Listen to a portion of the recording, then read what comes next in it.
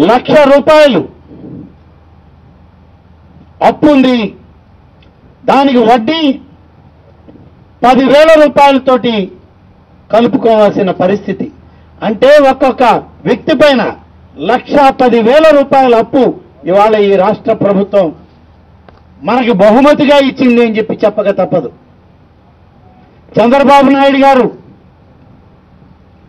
ఎక్కడో తెలంగాణలో ఉన్నటువంటి కేసీఆర్ గారికి గిఫ్ట్ పంపిస్తాను అంటుంటే నేను ఆయనకు పంపిస్తున్నాడేమో అనుకున్నాను. కానీ ఈ రాష్ట్రంలో ఉన్నటువంటి ప్రతి ఒక్కరికి ఒక గిఫ్ట్ ఇచ్చాడు, ₹1,10,000 అప్పు.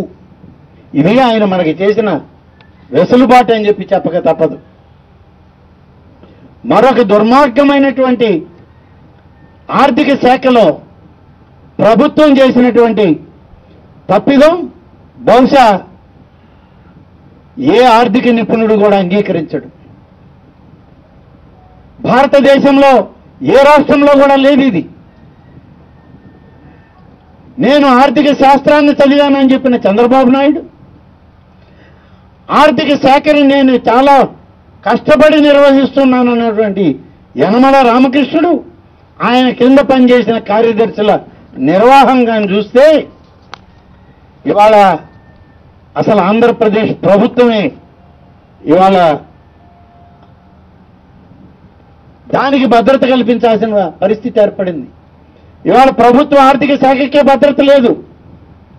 ఎందుకంటున్నానంటే ప్రభుత్వ ఆర్థిక శాఖను నిర్వహించాల్సింది